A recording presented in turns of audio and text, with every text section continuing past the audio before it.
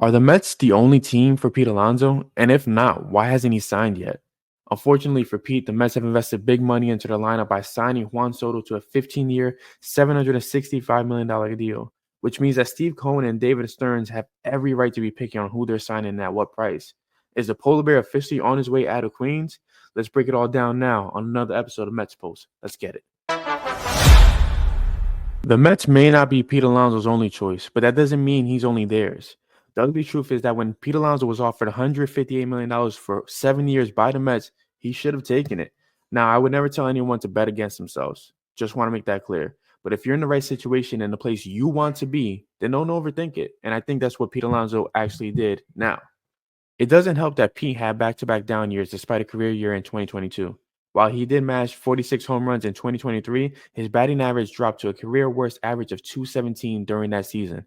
He also struck out 151 times, which at that time was the second worst of his career since his rookie season.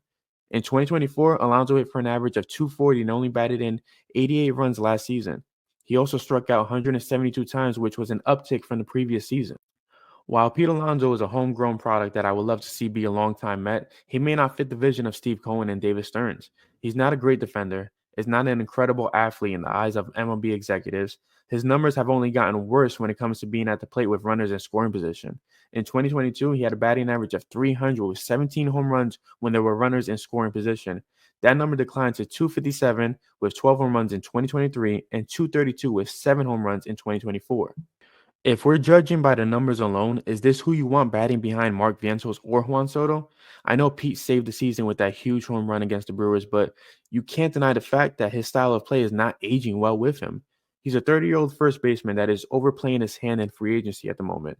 Christian Walker, who is 4 years older than Pete, signed a 3-year deal worth $60 million. Paul Goldschmidt, who is 37 years old, signed a 1-year deal worth $12.5 million. So one of two things are now going to happen due to the Goldschmidt and Walker deals. Either Pete Alonso will be forced to fold to what the Mets want, and maybe he gets an opt-out after the first year so that he can try to land a bigger deal next offseason, or he will get a big payday from a team like the Giants or anyone else, which will force the Mets to pivot and land another big bat via trade or free agency. I discussed in my last video the idea of the Mets trading for Vlad Jr., but if that's so far-fetched, then the reality of Alex Bregman becomes much more ideal. They could sign Bregman and move Vientos to first base. This will allow the Mets to replace Pete with a decent bat, and now they can shoot their shot with Vlad Jr. during free agency next year as opposed to trading for him this season. One way or another, it's going to be interesting to see what the next move for both Pete and the Mets are. John Heyman reported last night that there is a sizable gap when it comes to money between the Mets and Pete Alonso. How do you think this will all play out? Will the Polar Bear be a longtime Met and receive the contract he desires, or will the Mets be forced to pivot when another team comes with a more aggressive deal? Let me know in the comments below and be sure to like and subscribe to the channel. Thank you all for tuning in once again, and I'll see you next week on another episode of Mets Post. Let's go Mets.